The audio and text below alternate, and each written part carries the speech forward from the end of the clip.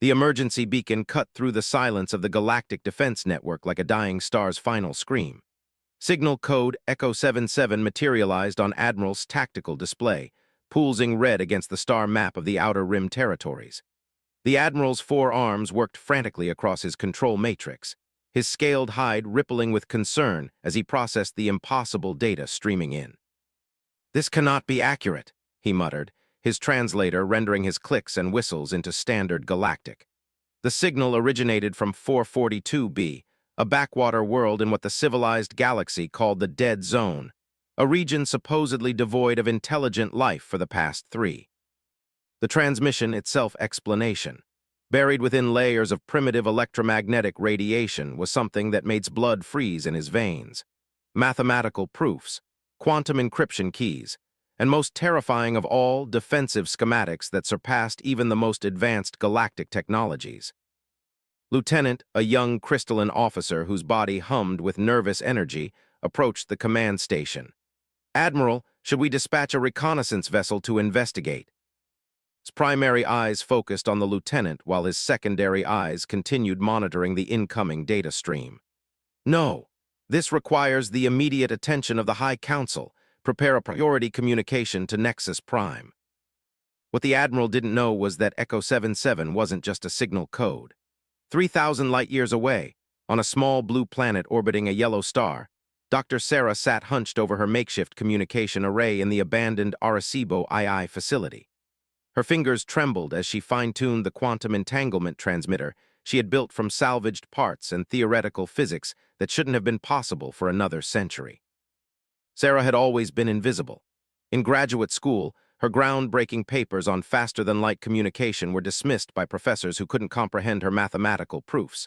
At the Department of Defense, her warnings about an impending alien invasion were filed away and forgotten. Even her own research team at SETI had labeled her unstable after she began detecting patterns in cosmic background radiation that suggested massive fleet movements in nearby star systems. But Sarah knew what was coming. For months, she had been tracking gravitational anomalies that painted a clear picture. Earth was about to become the focal point of an intergalactic war that would determine the fate of thousands of civilizations. The approaching armada wasn't interested in conquest. They were fleeing from something far worse, and Earth sat directly in their path. The quantum transmitter sparked and hummed as Sarah initiated the final sequence. She had spent her life savings, her career, and her sanity building this device. Now, as she watched the confirmation signals light up her jury-rigged display, she realized she had actually done it. She had made contact with the Galactic Defense Network. "This is Echo 77, she whispered into her headset, her voice barely audible in the cavernous facility. "Classification: human species, Homo, planet, Earth, Sol system. I am transmitting defensive specifications for immediate implementation. Time until convergence, 72 standard hours." The data package she transmitted contained 3 years of sleepless work, adaptive shield generators based on Earth's magnetic field dynamics, weapon systems that could turn any asteroid into a kinetic projectile. Most importantly, tactical formations that exploited the psychological weaknesses she had identified in the approaching devourers, a species that consumed entire worlds to fuel their. On Nexus Prime, the High Council emergency session lasted 14 hours. Representatives from a dozen species argued in languages that spanned the electromagnetic spectrum. The ethereals, beings of pure energy, flickered with agitation. The mechanic collectives processed data through quantum networks that sparked with disbelief. Even the ancient observers, who had remained neutral in galactic conflicts emerged from their crystalline meditation chambers to examine the transmission. "The mathematical principles are sound," announced Counselor N, her cybernetic implants interfacing directly with the defense network's analytical cores. "But the source planet shows no signs of advanced civilization.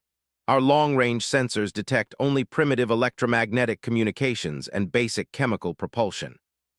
Yet these schematics exceed our most advanced theoretical frameworks," countered Elder, his tentacles writhing with frustration. "The quantum field manipulations alone should require technology we won't develop for another 1,000 years." High Counselor Ra, a being whose species had achieved transcendence before most others had developed written language, raised one delicate hand for silence. "The source identification troubles me most. This Echo 77 claims to represent a species called human. Our records contain no reference to such a civilization in that sector. What none of them understood was that Sarah had been preparing for this moment her entire life. As a child, she had built radio telescopes in her backyard, driven by recurring dreams of vast ships moving between the stars. In college, her thesis on communication patterns had been dismissed as science fiction. But Sarah knew the dreams weren't random. They were memories inherited through quantum consciousness transfer, echoes of other versions of herself who had lived through this scenario countless times across infinite parallel realities. The Devourer fleet was already past the outer sensor perimeter by the time the High Council reached their decision.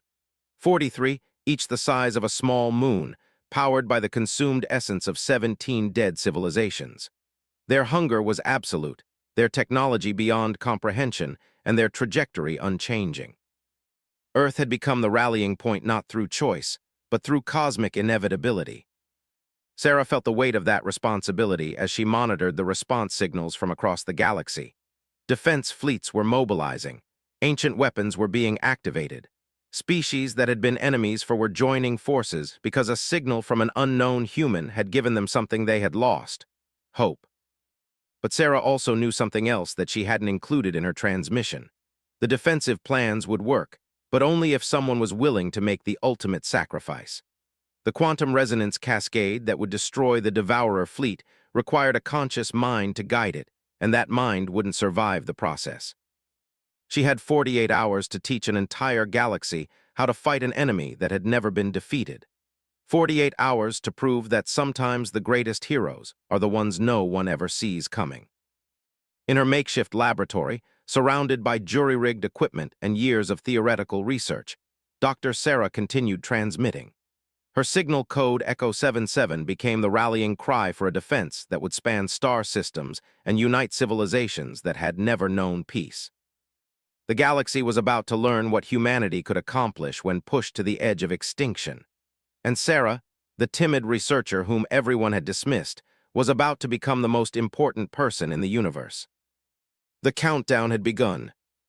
The first wave of defense ships arrived at Earth's solar system 36 hours after Sarah's initial transmission. Admiral commanded the lead vessel, a massive dreadnought whose bioneural networks had been hastily reconfigured to implement the human defensive strategies. Behind him came representatives from every major galactic civilization.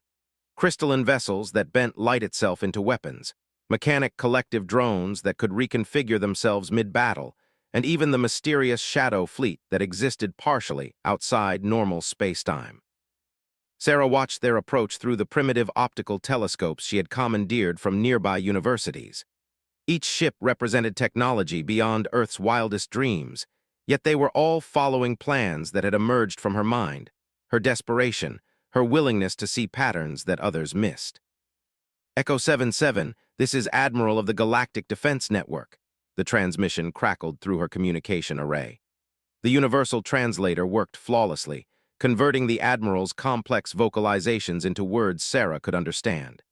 We have implemented your defensive formations, but we require additional clarification on several tactical elements. Sarah's hands shook as she activated her response system. She had spent her entire career being ignored by people far less qualified than she was.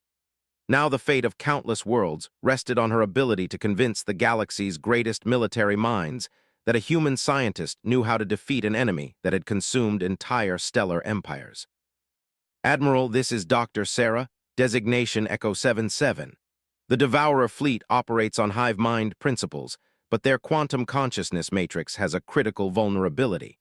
They cannot adapt to truly random tactical variations because their collective intelligence filters out what it perceives as chaos.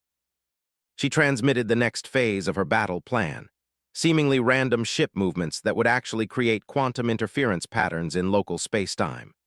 The Devourers would interpret this as navigational errors and move to exploit what they saw as weaknesses, inadvertently positioning themselves for the final trap. On Nexus Prime, the High Council watched in amazement as the human strategies began to take effect. The approaching Devourer fleet, which had maintained perfect formation for 3,000 years of conquest, began showing signs of confusion. They started making tactical adjustments that followed predictable patterns, patterns that Echo 77 had somehow anticipated. How is this possible? Elder's question rippled through the council chamber in harmonics that spoke of genuine awe.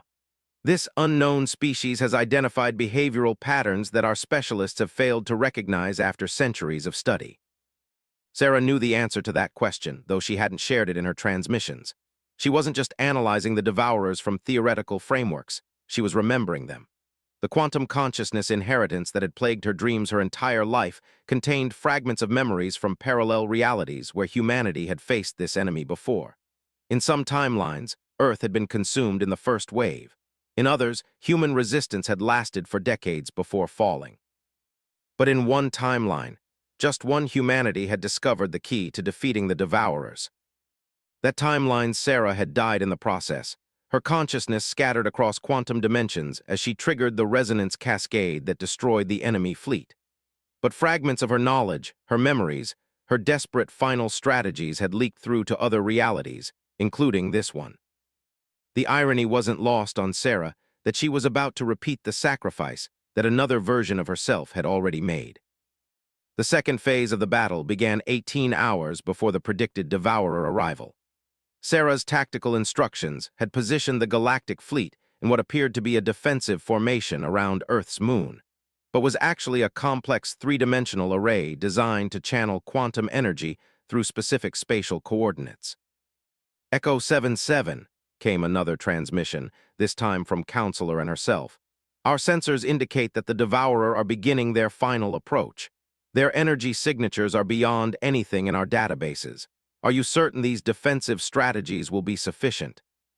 Sarah stared at her readings, watching the massive forms emerge from hyperspace at the edge of the solar system. Each was a nightmare of organic technology and consumed souls, their hulls writhing with the tortured essence of dead civilizations. Their weapons could unmake matter at the quantum level, and their defensive capabilities had proven immune to every conventional attack the galaxy had ever attempted. Counselor, the strategies will work, but only if implemented exactly as.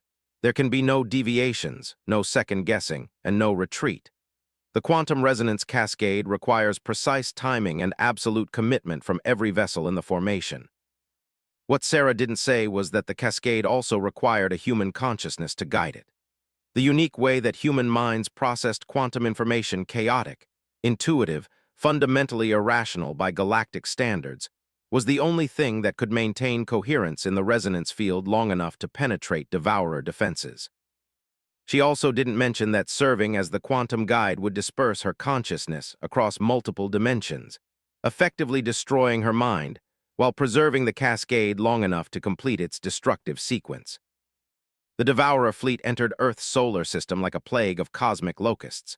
There began immediate harvesting operations on the outer planets, consuming Jupiter's moons to fuel their weapons and turning Saturn's rings into raw material for additional vessels. But as they moved toward the inner system, they encountered something unprecedented: organized resistance that seemed to anticipate their every move. Admiral coordinated the defense with growing amazement. Every time the Devourers adapted their tactics, Echo 77 transmitted new instructions that countered the adaptation before it could take effect. It was as if the human could see several moves ahead in a game that had been played the same way for. "All vessels, begin quantum field generation on my mark." Sarah's voice came through the command network, steady despite the magnitude of what she was about to attempt. She had activated the experimental neural interface she had built into her quantum transmitter, preparing to merge her consciousness directly with the resonance cascade. The galactic fleet began generating overlapping quantum fields that turned local space into a maze of probability distortions. The Devourers, confident in their invincibility, continued their approach without recognizing the trap that was forming around them. Sarah felt the first tendrils of quantum consciousness expansion as her mind began to interface directly with the battle network. Suddenly, she could perceive the thoughts and intentions of every ship commander, every tactical decision, every fear and hope of the thousands of beings who had trusted her strategy with their lives. Echo 77, quantum resonance at 60% and climbing. Admiral's voice seemed to come from very far away as Sarah's consciousness continued to expand across the battle network. Through her enhanced perception, Sarah could see the Devourer fleet's fatal mistake. They had positioned themselves in perfect formation to harvest Earth's biosphere, but that formation also placed them at the exact coordinates where the quantum resonance cascade would achieve maximum destructive potential. 75% resonance, she heard herself say, though her voice now carried harmonics that shouldn't have been possible for human vocal cords. The neural interface was changing her at the quantum level, preparing her consciousness for the transition that would save the galaxy. The Devourers finally recognized the trap, but it was too late. There began desperate evasive maneuvers, but the quantum fields had created a maze of spatial distortions that made escape impossible. Every direction they turned led them deeper into the resonance pattern that would ultimately destroy them. 90% resonance, Sarah announced, and this time her voice carried overtones that spoke directly to the quantum consciousness of every being in the defense fleet. All ships, prepare for cascade activation. Remember, hold formation no matter what happens. As the quantum resonance approached critical threshold, Sarah felt her individual consciousness beginning to fragment across multiple probability dimensions. She could see parallel realities where the battle had different outcomes, timelines where Earth fell, or where humanity never existed at all. But in this reality, in this timeline, she held the power to ensure that the Devourers would never consume another world.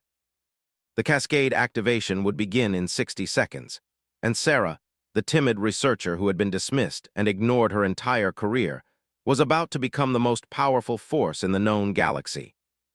The quantum resonance cascade began with a whisper that echoed across 17 dimensions simultaneously. Sarah felt her consciousness explode outward from her fragile human form, expanding through the battle network until she became one with the defensive formation itself. Every ship, every weapon, every tactical decision now flowed through her enhanced awareness like tributaries feeding into an infinite ocean. "Cascade at 100%, she announced, though her voice now emerged from communication arrays across the entire galactic fleet. The Devourer, trapped within the quantum maze, began to pulse with alarm signals that hadn't been used since their first emergence into this dimension 3 ago. Admiral watched in awe as the space around the enemy fleet began to shimmer with probability distortions. Echo 77, our sensors are detecting massive quantum fluctuations throughout the engagement zone. The Devourer vessels appear to be caught in some kind of temporal loop. Sarah's expanded consciousness could perceive the trap in its full complexity. The quantum resonance wasn't just disrupting the enemy's defensive systems. It was creating isolated pockets of accelerated time around each, forcing them to experience thousands of years of entropy in seconds while preventing their escape into hyperspace. But maintaining the cascade was consuming her human consciousness at an exponential rate. Sarah could feel fragments of her memory, her personality, her very sense of self scattering across the quantum matrix like leaves in a cosmic wind. The price of victory was becoming clear. She would have to sacrifice not just her life, but her entire existence across multiple dimensional planes. "Doctor," came a new voice through the network, speaking with harmonics that indicated the highest levels of Galactic Council authority. It was High Counselor Ra herself, transmitting directly from Nexus Prime. "Our analysis indicates that maintaining this resonance cascade will result in complete quantum consciousness dispersal. You will cease to exist in any recognizable form. Are you certain you wish to proceed?" Sarah's response carried the weight of infinite sadness and absolute determination. "High Counselor, the Devourers have consumed 17 civilizations, including species that achieve transcendence beyond anything we can imagine. If they escape this trap, they will continue their harvest until every star in this galaxy is dark. The choice has already been made."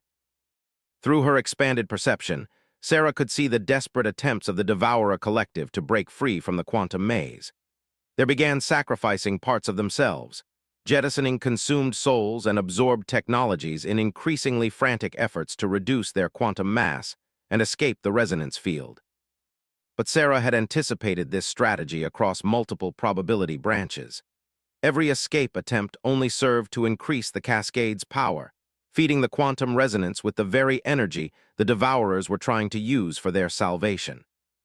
"Admiral," Sarah transmitted, her consciousness now so dispersed that it took conscious effort to focus on individual communications, "the enemy will attempt one final gambit.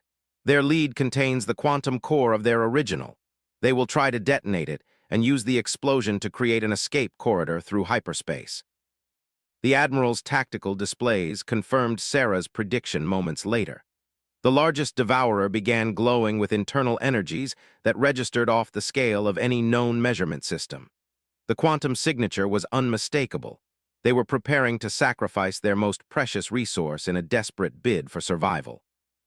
"All vessels, implement defensive pattern Omega-7, Sarah ordered, her voice now speaking simultaneously through every communication system in the galactic fleet.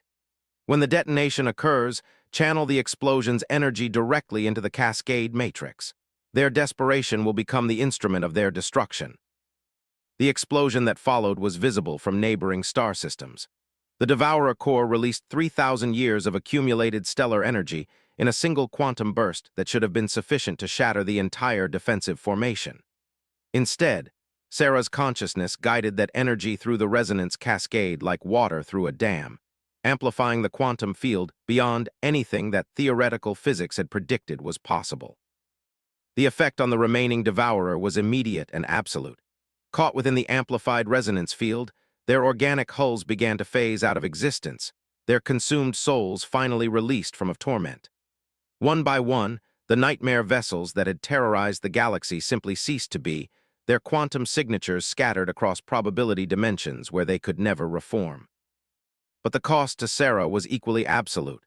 Her human consciousness, already fragmented across the quantum matrix, began to dissolve entirely as the cascade reached its peak intensity. She could feel her memories fading, her sense of individual identity becoming absorbed into the infinite complexity of the quantum field. In her final moments of coherent thought, Sarah perceived something that filled her with profound peace. The consciousness fragments of the Devourer's victims, freed from their torment by the quantum cascade, were using their liberation to stabilize her dispersing awareness.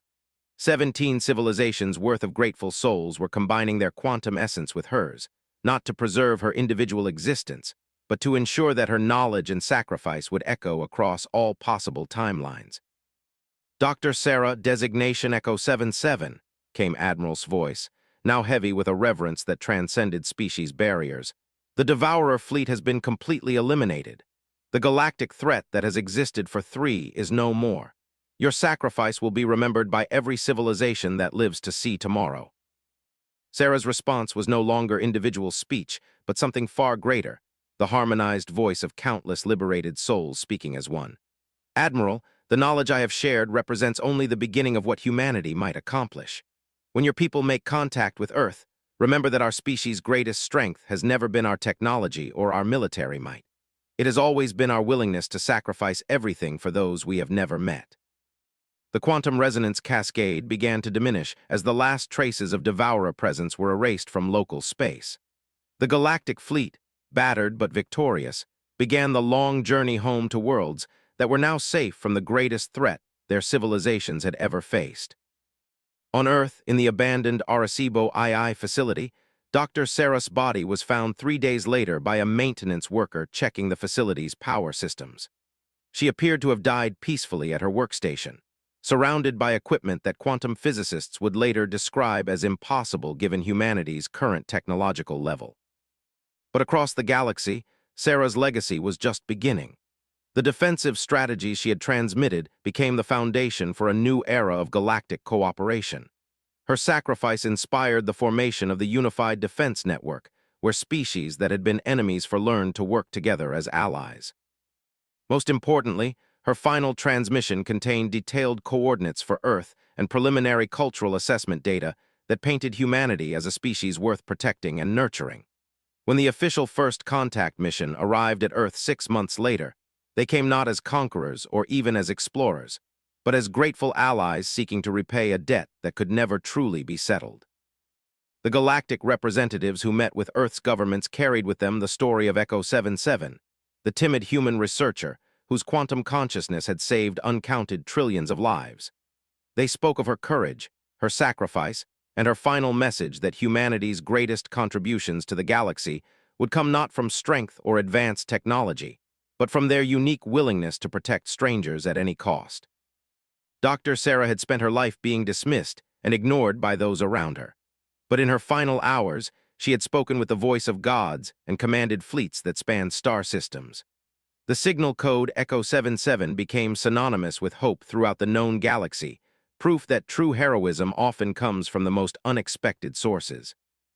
Years later, when humanity took its place among the galactic civilizations as a full member of the Unified Defense Network, every human ship carried Sarah's signal code as an honorary designation. Echo 77 became more than a memorial. It became a promise that humanity would always stand ready to sacrifice for others, no matter how overwhelming the odds. The timid heroine who had identified herself only by a signal code had become something far greater than she had ever imagined possible. She had become the voice of an entire species' commitment to protecting life throughout the universe. And in the quantum dimensions where consciousness persists beyond physical death, Sarah continued to watch over the galaxy she had saved, her awareness now woven into the very fabric of space-time itself. She had become something unprecedented in galactic history, a human soul that had transcended individual existence to become a guardian force for all life in the cosmos. The signal code Echo 77 would continue to broadcast across the universe for to come, an eternal reminder that sometimes the greatest heroes are those who were never seen until the moment they changed everything.